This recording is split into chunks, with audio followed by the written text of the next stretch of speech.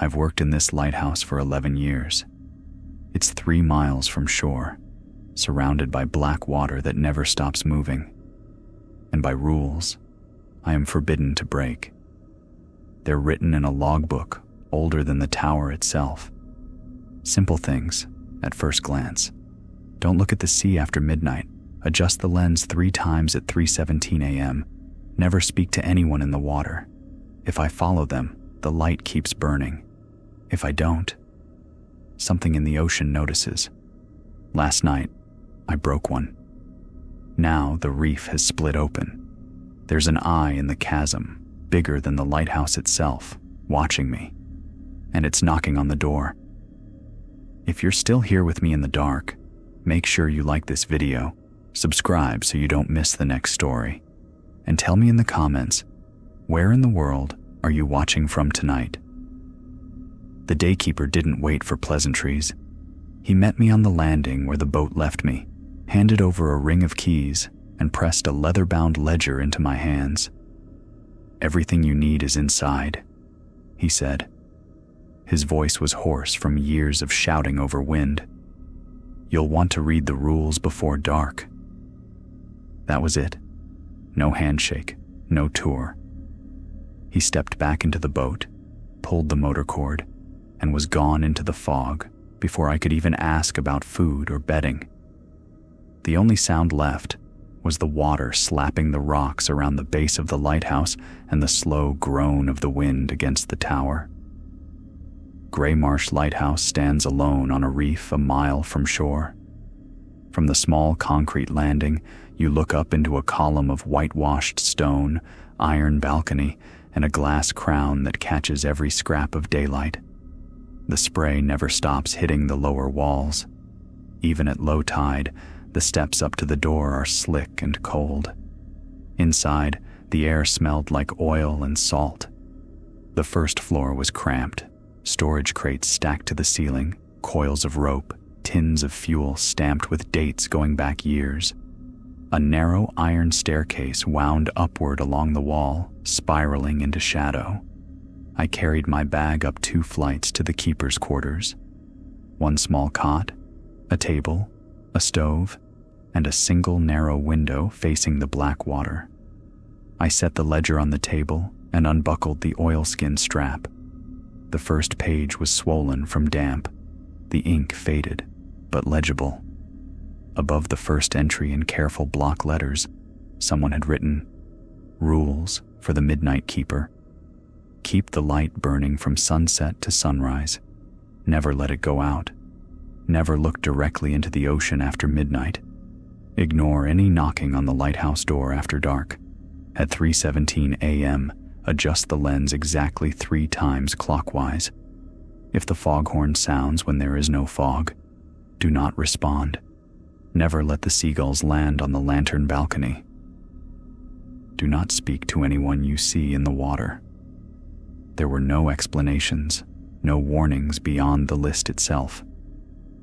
The page after was empty except for a single ink blot that had bled through from somewhere else in the book. I unpacked the day's supply of fuel, checked the lamp mechanism, and trimmed the wick. By the time I was done, the sky had gone from gray to the deep blue before night. The lamp room at the top of the tower was reached by another winding climb. The steps rang faintly under my boots, and the higher I went, the colder the air felt, as though the walls themselves were drawing in the heat. The lamp sat in its iron cradle, the great lens surrounding it like a crystal cage. I topped the reservoir, struck a match, and fed it to the wick. The flame caught instantly, burning clean and steady. Slowly, the lens began to turn, sending the beam in its endless sweep across the blackening horizon. There was no noise but the low hum of the mechanism and the distant crash of waves on the reef. Out here, the night pressed close. No lights from shore, no passing ships, just the cold beam carving its path through darkness. I made my first patrol an hour after lighting the lamp. The tower was quiet. the machinery ticking away as it had for decades. On the landing by the main door, the metal handle was slick under my fingers. I tested the bolt. Secure. Above the door frame, salt water dripped steadily from some unseen crack, hitting the floor in slow, even drops. When I came back up to the keeper's quarters, the ledger was lying open on the table. I was certain I'd left it closed. The rule list stared back at me, the ink looking darker now, as if it had been written fresh. For a moment, I thought there was an extra line at the bottom, but when I blinked, it was gone. The night stretched ahead, and the rules waited to be tested. The flame dimmed without warning. One moment, the beam was sweeping the reef in a clean arc, throwing its pale stripe far across the swells, and the next, the light shuddered, dipped, and came back only half as strong. The lens continued its slow rotation, but the heart of the lamp, the bright core, pulsed like a breath caught in a sick lung. I checked the clock on the wall. 12:11 a.m. Midnight had passed. The rules whispered at the back of my mind. The wick was trimmed. The reservoir was full. I'd checked both at 11. Still, I cracked the reservoir cap and caught the scent of whale oil. Sharp, oily, unchanged. My hand lingered on the iron cradle. It was warm, but not with the even heat of steady burn. It felt interrupted. I tried the snuffer lever and brought it back up again, hoping to clear whatever fault had settled over the flame. The light stuttered once more, like an eye blinking against a sudden wind. The gear behind the lens made a sound I hadn't heard before, a dry, irregular click, not the smooth purr of old machinery. If the light went out entirely, I'd break the first rule before my second watch had even ended. That thought pushed me toward the spiral stairs. The spare fuel was 2 floors down, in the locked store off the machinery level. I took the keys from my belt and began to descend. Halfway down, I noticed the walls sweating. The stone always bled a little moisture at night, but now the water ran in fine, constant threads, tracing paths that glimmered in the lamplight from above. They were running faster than they should, like condensation chased by a hidden heat. At the store level, the air was colder, the smell of oil heavier. I unlocked the storage door and stepped inside, lantern held low. The tins stood in neat rows, stamped with their dates. No sign of leaks. I tipped one gently. Heavy. Full. When I turned back toward the door, I made the mistake. A habit from the day watch in other towers, a glance out the narrow porthole for the state of the weather, made my eyes cut toward the sea. It was after midnight. The water beyond the reef was calm in a way that was wrong for this part of the coast. The usual restless chop had gone smooth, as if the tide had gone slack between heartbeats. Far out, beyond where the beam reached, small shapes broke the surface. Faces, too pale for living men, lit from below by some drowned light. The heads bobbed gently, all turned toward the lighthouse. I counted 6, then 8, then more as my eyes adjusted. Dozens, far beyond swimming range, all in the same still water. Their mouths moved in slow unison, opening and closing like fish drawing water over gills. No sound reached me. No swell moved them. One head lifted higher, the neck longer than it should have been, until the mouth was just above the black water. It opened wider than any human mouth should, and for a moment, I saw something moving inside. Slick, coiled, glinting faintly. The beam swept across the horizon then, briefly touching the water near them. Every head vanished beneath the surface in perfect synchrony. The sea was empty again. I stepped back from the porthole, breathing hard. The air in the store felt heavier now, touched with the faint, sweet rot of something left too long in the hold of a ship. I locked the door behind me, checked the tins again through the grating. Pointless, but I needed to see them unchanged. The climb back up felt longer than it had before. My boots left damp prints on the metal steps, though the floor in the store had been dry when I entered. At the lamproom level, I stopped.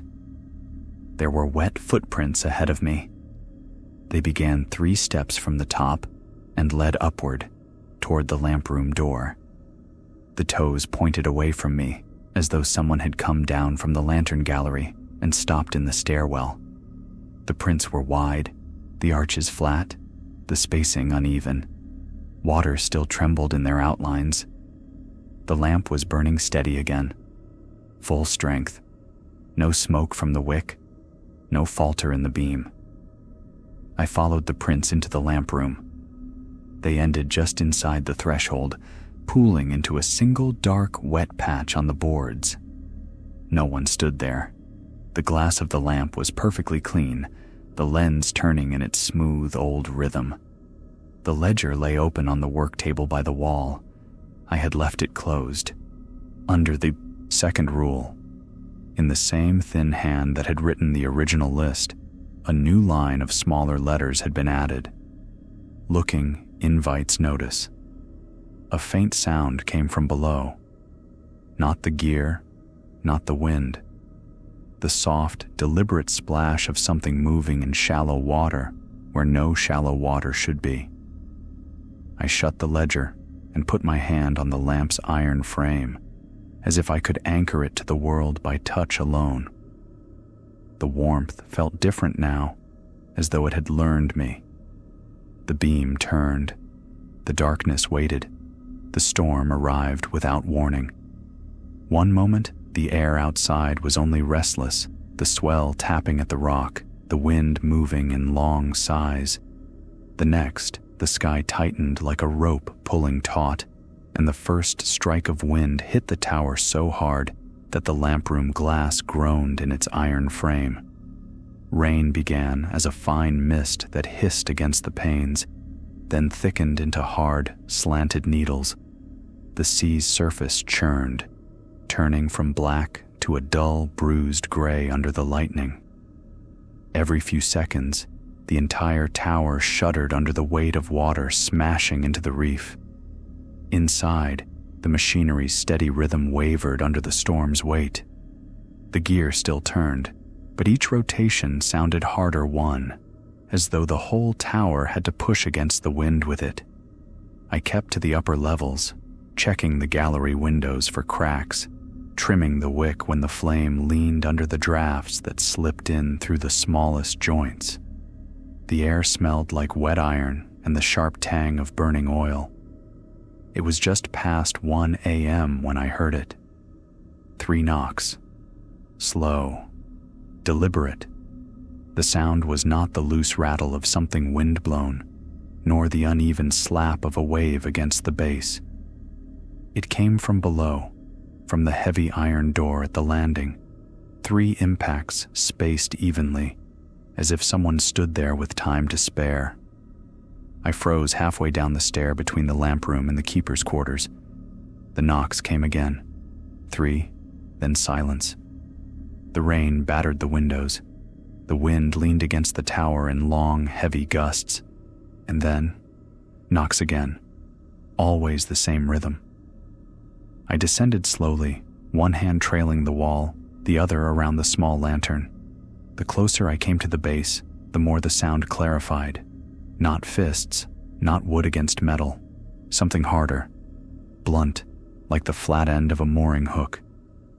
The air at the base landing was colder, sharper, with the brine scent of seawater forced into the seams of the door. I pressed my ear against the iron. Between knocks, I heard nothing but the wash of waves below the landing. The peephole in the center of the door was ringed with rust, the glass thick and warped. I put my eye to it. Nothing. Only the spray leaping from the rocks and falling back in white shreds. No figure, no shape, not even the outline of a boat. I stepped back. The knocks came again, closer this time, as if the distance between door and knocker had vanished. I checked the latch, still secure. The storm roared around the tower, but the knocks kept their pace, patient and unhurried. The third set came harder, enough that the hinges groaned in protest. Then silence. I waited, counting out 30 breaths, then 50. The wind thinned, rain against the door fading to a hiss. I looked again through the peephole.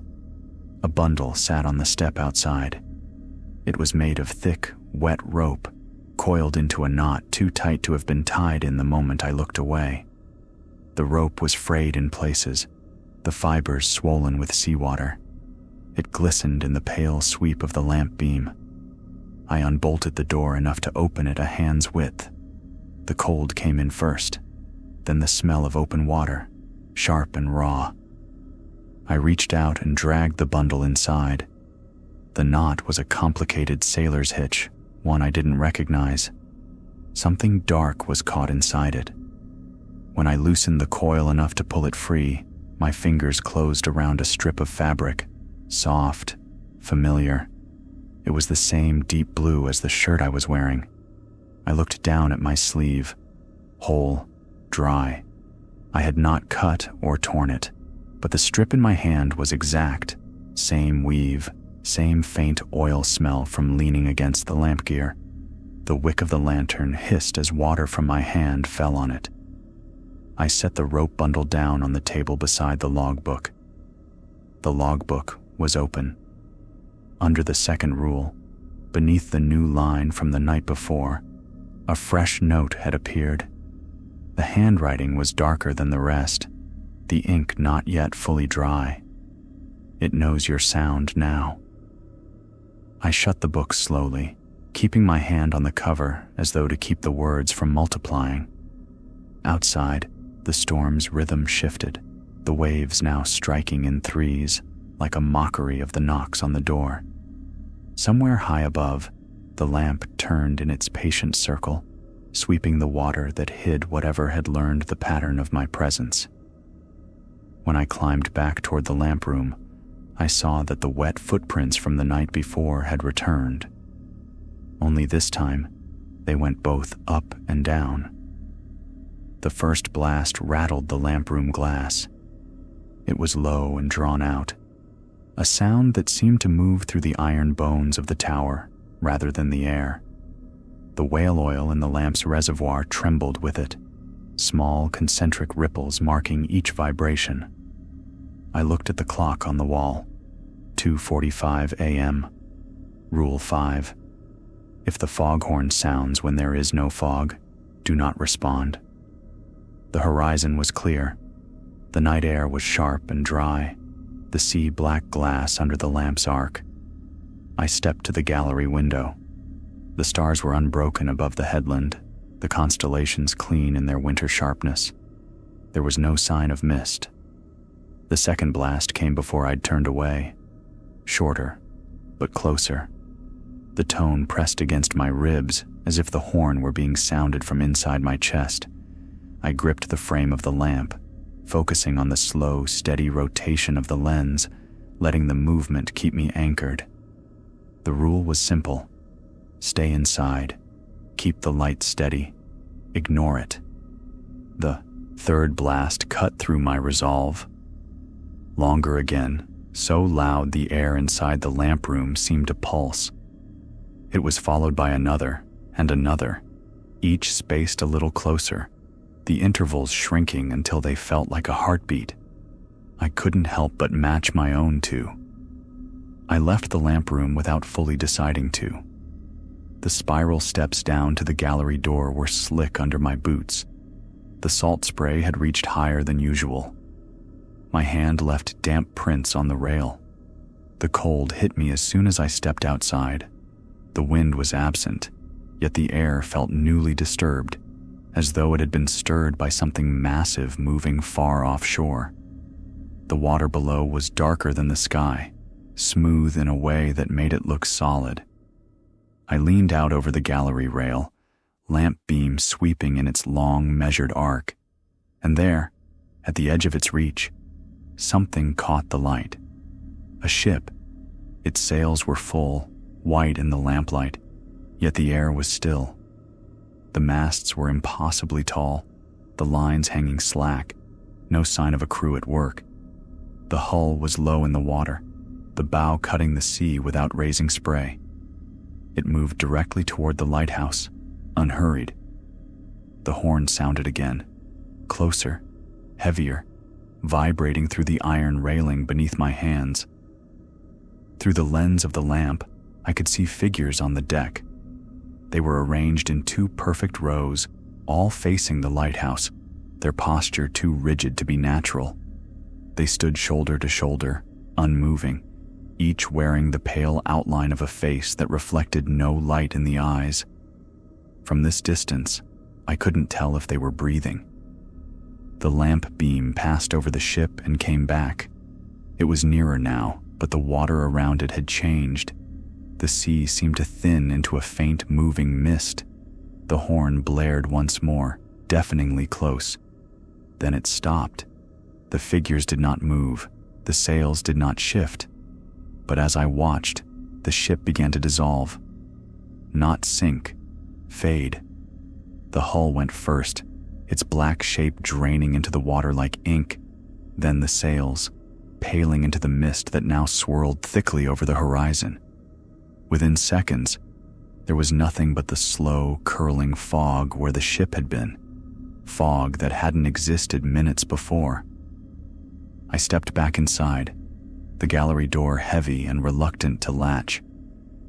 My breath lingered in the still air of the stairwell, tasting faintly of salt that wasn't from the spray.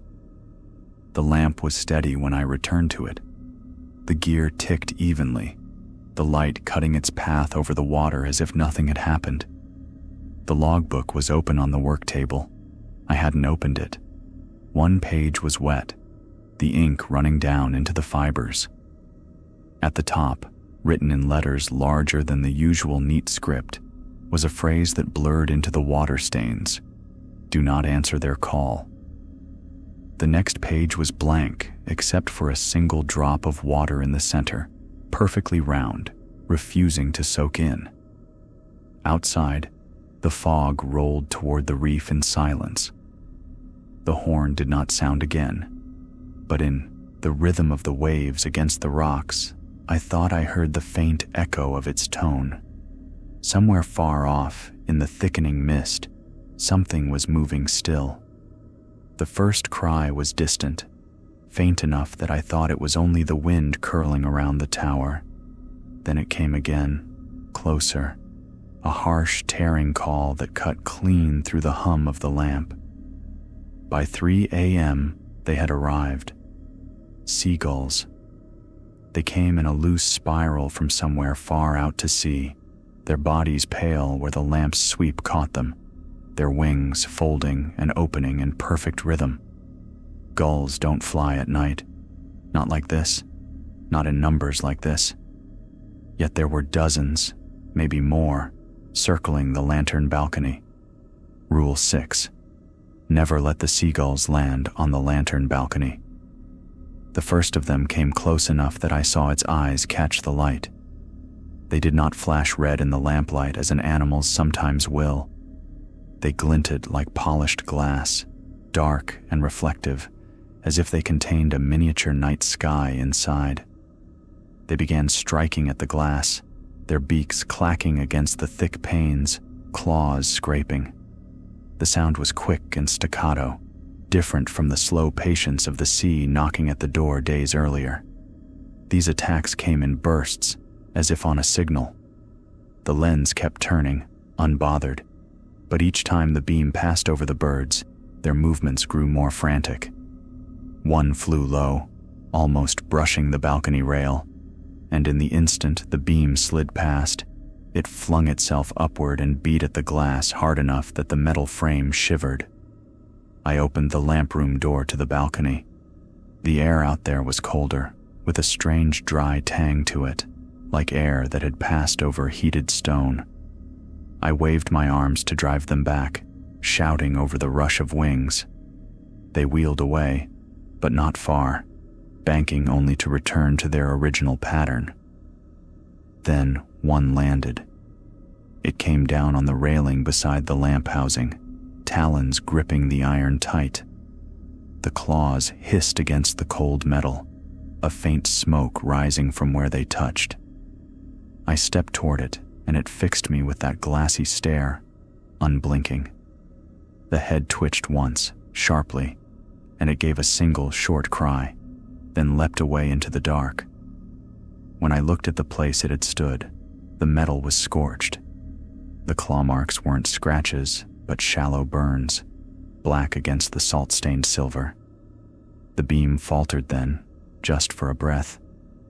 The light didn't go out, but the sweep slowed, the brightness thinning as though it had to force its way into the night. And in that momentary dimming, the ocean changed. From the gallery rail, I saw it. The water had gone utterly still. No swell, no wave, no ripple against the reef. The sea lay like a pane of black glass.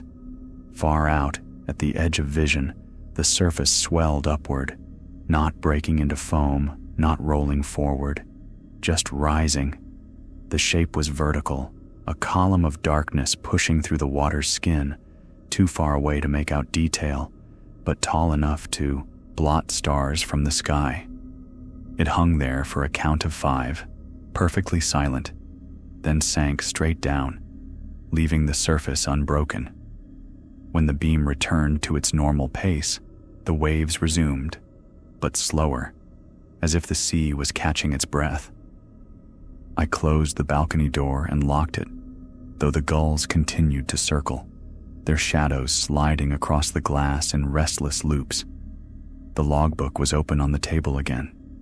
I had left it shut when I climbed up. Under Rule 6, a new line had been added in a tight, cramped hand. Wings in the dark are its eyes above the water. I touched the ink. It was still damp. Outside, the gulls gave one final collective cry, a sound that was almost human in its pitch, then wheeled away toward the dark horizon. The sea, though restless again, seemed to move with a different rhythm, as if something beneath it had shifted position. I stood by the lamp, watching the beam work its patient circuit, and tried not to imagine how many eyes were watching back from below. The clock above the lamp table ticked toward 3:17 a.m. The sound of it was louder than usual, or perhaps the rest of the tower had gone quiet enough for me to hear each click as it cut through the cold. Rule 4. At 3:17 a.m., adjust the lens exactly 3 times clockwise. It was the most mechanical of the rules, and for that reason, the one I least believed had meaning. The lens had been turning without trouble all night. I'd cleaned and polished it that afternoon. Its brass fittings moved like clockwork, the great glass panels catching and bending the light in their slow arc. 3 turns of the adjustment crank at a precise moment seemed like ritual for its own sake. I watched the seconds hand crawl to the mark. My hand stayed on the table instead of the crank. 3:17. The beam's rotation slowed, not stopped, but dragged, as if pushing through thicker air. Its shape on the water warped, no longer a clean cut of light. The edges curved, bending into the sea until it looked less like a sweep across the surface and more like a column plunging downward, deep into black water. Something moved inside it. It was far down at first, a suggestion of mass caught in the pale glow, then rising. The distortion made it hard to tell its shape, sometimes long and narrow, sometimes broad, but it was climbing through the column toward the surface. I reached for the crank. The handle was colder than the air, as if it had been kept outside. I turned it once, twice, 3 times. The beam straightened slightly, but the thing inside it was still rising. Panic pushed me into a 4th turn. The moment the handle moved past that mark, the beam shattered. It split into 4 narrow shafts, each shooting outward at strange angles. Where each struck the water, something answered. 3 more shapes rose from the depths, smaller than the first but moving faster, circling the reef in perfect arcs that never touched the surface. The largest shape was almost at the top of the light's column now. I couldn't see detail, but the water above it trembled like a drum skin about to break. The tower groaned, not from wind or sea, but from inside, iron and stone shivering as one. Then came the knocking. Not from the base door this time. It was above me. I turned from the lamp toward the stairwell. The sound came again, steady and deliberate. 3 knocks, then a pause. They echoed down from the top floor landing above the lamp room, though there was nothing above except the roof gallery and the open night. I stepped to the stairwell, the cold there sharper, the shadows deeper. The 3rd set of knocks was louder, closer, and I could hear a faint dragging noise between them, as if something heavy was being pulled along the floor. The shapes in the water circled faster, each time tightening their arcs around the reef. The warped beam still clung to the largest form, which had slowed, but not sunk. I turned the crank back, undoing the 4th rotation. The split beams rejoined, the arcs in the water flattening as the smaller shapes slipped back beneath the surface. But the largest remained, just under the skin of the water, its presence stretching outward in ripples too slow for the wind to make. The knocking stopped. I stood in the stairwell, listening, waiting for the next sound. The lamp hummed behind me, the lens catching its light as though nothing had changed. When I finally stepped back inside, the logbook was open to Rule 4. Under it, in ink darker than the rest, was a new line. 1 turn for the lamp, 2 for the keeper, 3 for the sea, 4 for what waits below. I looked back toward the horizon, where the beam touched the edge of the night. For a moment, I thought I saw the surface break, a slow, deliberate ripple, as if something had just slipped free of the light and returned to the dark. The clock ticked on toward 3:18, and somewhere above, something shifted its weight on the roof. It began as a thread of sound beneath the steady churn of the tide. At first, I thought it was only the wind curling through the iron railings outside the lamp room, shaping itself into a high, thin whistle. But when I stopped and held still, I could hear the edges of words, soft, drawn out, carrying across the water. The voice was my mother's. It was not the dry, reedy voice she'd had at the end. This was the one I remembered from childhood, full, certain, able to cut through any noise. She was calling my name. I stood by the gallery door, my hand on the latch, every part of me leaning toward the sound. The beam swept across the water in its patient turn, revealing nothing but the wet glint of the reef and the pale shiver of foam in the darkness beyond. Her voice came again, closer now, riding the rhythm of the waves. "Samuel, come down. Rule 7. Do not speak to anyone you see in the water." The handle felt colder under my hand. I told myself I wouldn't open the door, that I only meant to check the horizon through the glass. But then another voice joined hers. My own. It was the voice I heard when I read aloud, steady and unremarkable, but it spoke with a weight I didn't recognize. I couldn't make out the first part of what it said, but the last words were clear. "Let the light rest." The lamp faltered, only for a second, the flame inside guttering against an invisible draft. But the change in the beam was enough to pull me to the rail. I stepped outside into the cold and leaned over the balcony. They were there, just beyond the reach of the reef, a ring of figures treading water in the dark. Each one had my face. The lamplight reached them in turns, catching the pale slopes of their cheeks, the water sliding from their hair. Their mouths moved in perfect unison, forming the same phrase over and over. Let the light rest. The water around them did not move as it should. There was no chop, no drift. They stayed exactly in place, heads rising and falling only slightly, as if suspended just beneath the surface. One of them, the nearest, tilted its head back and opened its eyes. They were mine, but wider, the whites gleaming unnaturally bright in the light. The ring began to close. They moved toward the reef, each silent stroke of their arms taking them farther than it should, the gaps between them shrinking until the water between their shoulders was only a hand's width. The beam dimmed again. The first of them reached the rocks, pulling itself up with a movement too smooth for the jagged stone. The others followed, rising from the black water in silence, their clothes hanging in strips, their skin slick with something darker than seawater. They climbed faster than the waves could touch them. Each time a surge came in, they seemed to leap between its crests, closing the distance to the base of the lighthouse in half the time it should have taken. I backed into the lamp room, keeping my eyes on the gallery until the door was shut.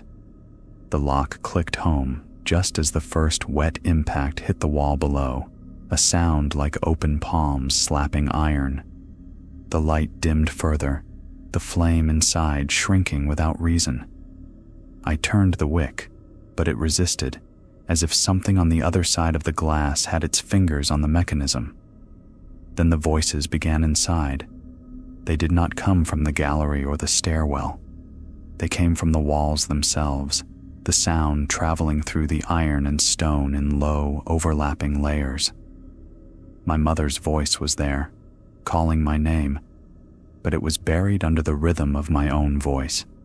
Dozens of versions of it, speaking together, echoing in the narrow air between the walls and the spiral stairs. Each step I took down the stairwell, the sound moved with me, matching my pace. The words never changed. Let the light rest. On the landing above the keeper's quarters, the sound was strongest. It seemed to pour upward from below, as if the base of the tower had become hollow and was filling with water thick enough to carry voices. I kept the lamp burning by hand for the rest of the watch, the light trembling against something I couldn't see. When dawn finally came, the voices stopped, but on the inside of the gallery door, pressed into the salt and rust, there were two clear handprints, my own. The lamp went out without warning. No flicker, no slow dimming, just darkness, the beam cut from the night as though a shutter had slammed over it. The room felt instantly smaller, the black pressing against the windows with weight enough to bend the glass. The only light came from the desk. The logbook's pages glowed faintly, as if the paper itself held a buried ember. I could see the ink clearly, though I had not turned the lamp toward it. The entries were in my handwriting.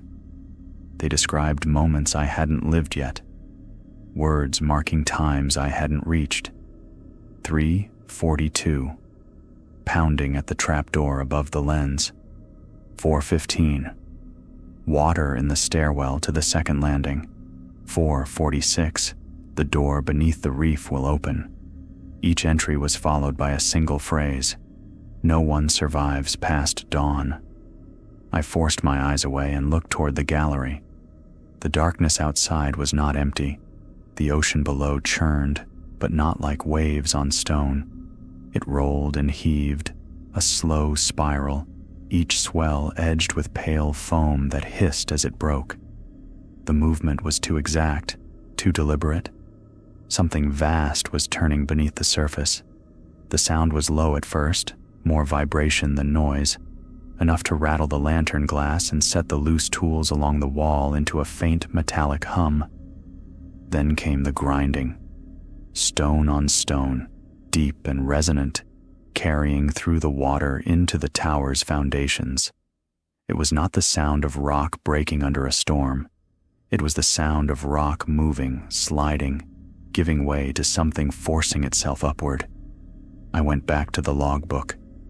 The rules I'd read every night were gone, their neat list of prohibitions scraped away into pale grooves in the paper. In their place was a single line, written so darkly it seemed to sink into the page. The light must burn, or the door will open. I turned toward the lamp, willing it to flare back to life. The wick was still intact, the mechanism still turning, but there was no heat, no glow. My matches sparked and died, the tips hissing with damp.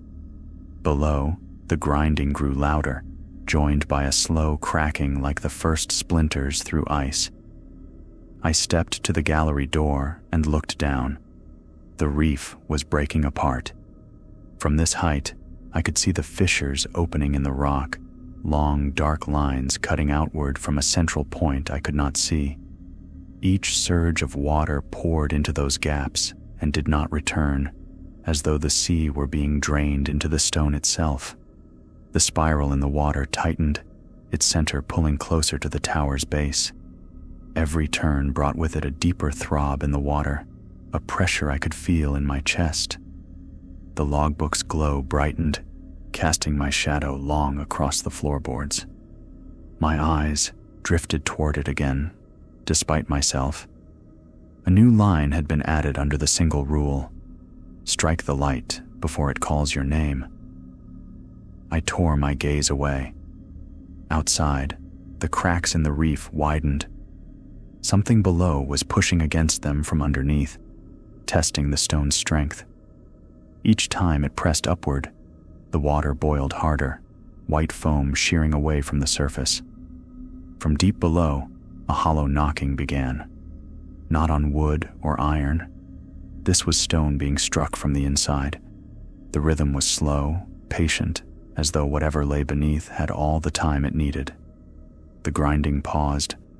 For a moment, the sea was still except for the spiral, which now turned in silence. Then came the breath. It rose from below, a single exhale so massive it pushed steam from the water's surface and coated the glass in a thin layer of mist. The smell was not salt or brine. It was old, the reek of minerals and things buried far longer than the lighthouse had stood. Somewhere far below my feet, the door in the reef shifted on its hinges, and the first drop of water touched the lowest step of the spiral stairs. The cracks in the reef had become a single wound. From the lantern balcony, I could see the rock split wide, a black chasm cutting into the sea. Water poured into it in long, slow funnels, spiraling down into depths that caught no light. Then, from far below, something opened its eye. It was enormous, filling most of the chasm's visible space. A disk of living light ringed with bands of green and gold, each layer contracting slowly toward a dark, bottomless pupil. The glow from it washed over the water, reaching all the way to the underside of the gallery where I stood. It was looking directly at the tower, directly at me. The first knock came a moment later, low and heavy, enough to send a vibration up through the ironwork under my boots. Then another, and another, each one closer together, until the lighthouse began to tremble as if the very rock beneath it were shaking loose. The gallery rails creaked. The lamp-room windows quivered in their frames. Even the logbook downstairs rattled faintly on the desk, its glow pulsing in rhythm with the knocks. I forced myself back inside, shutting the gallery door against the freezing mist. My fingers were stiff, my chest tight. I had one thought left that mattered: get the light burning again. The flame was gone, the wick dry and pale. I ran for the oil store on the second landing, the steel hatch already sweating with salt. The lock turned too easily, and when I lifted the lid, the air inside was sharp and empty. The barrels were bone dry. I had filled them myself hours ago. I could still see the mark where the oil had reached on the inner walls, a faint line now far above the bare wooden bottoms. There was no leak, no spill. It was simply gone. The knocking turned to pounding, huge, deliberate blows that rattled dust from the rafters and sent tiny cracks running through the plaster along the stairwell. I turned to run back to the lamp, but a shape had already entered the stairwell below. It moved without sound at first, the shadow sliding along the curve of the wall in the lamplight's absence. Then came the wetness, each step marked by the slow pull and release of water on stone, the sound of it dripping between the stairs. Two pale hands gripped the railing. The skin was stretched tight, the fingers long and jointed wrong. Water slid from them in thin streams, leaving dark trails on the iron. They didn't pull upward so much as anchor, holding the body behind them steady as it rose. I backed toward the upper landing, the steps cold under my feet. The thing climbed without hurry, the shadow of its head brushing the wall in warped ovals as it passed each beam of moonlight from the windows. The logbook still glowed on the desk upstairs, the pages fluttering though there was no wind. I caught the movement of new ink blooming across the paper. I reached it just as the final line formed, the letters black and wet against the pale sheet. One keeper fails, another replaces him. A drop of seawater struck the page and spread outward, blurring the last word into darkness. And from the stairwell behind me came the sound of something breathing, deep and patient, ready to climb the final steps. The matches burned too quickly in my hands. Every strike flared and died in the damp air, the head snapping off into the darkness. My fingers shook, but not from cold.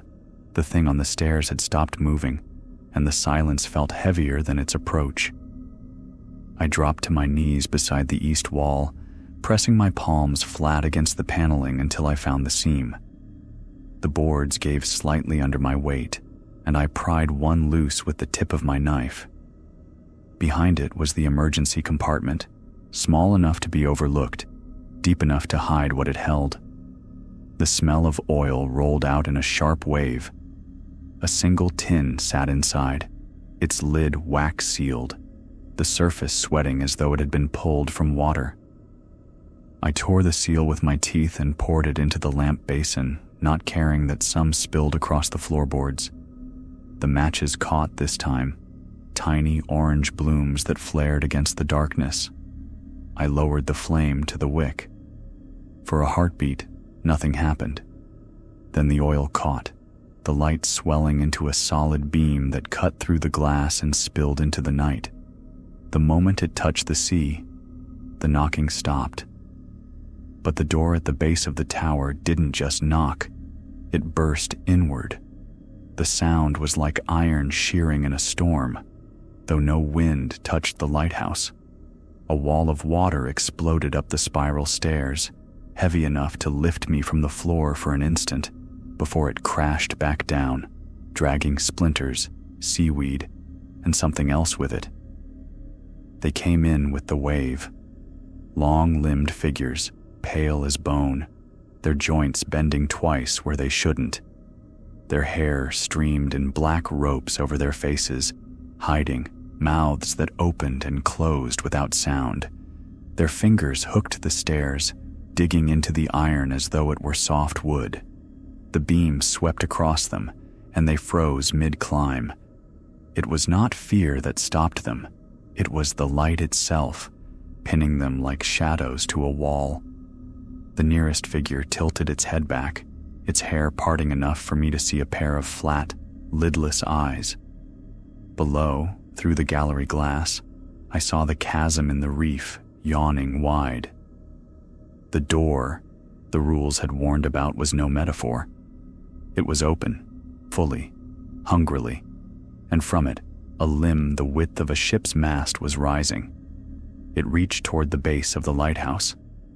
I adjusted the beam, forcing its focus on the black opening. The light struck it like a blade. The sea door slammed shut in an instant, stone crashing against stone hard enough to throw a mist into the air. The limb was caught between the closing slabs. It writhed once, then split apart with a sound that rolled through the water like thunder. The figures on the stairs convulsed as if struck. Their heads whipped toward the sea, and without a sound, they turned and dove back into the water that had carried them inside.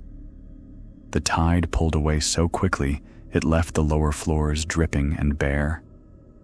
When dawn broke, the sea was calm. The reef lay unbroken, its black stone dry above the shallows. I went to the logbook. The page where the rules had been written was empty, except for a single line, ink fresh enough to glisten in the morning light. Keeper, until the next storm.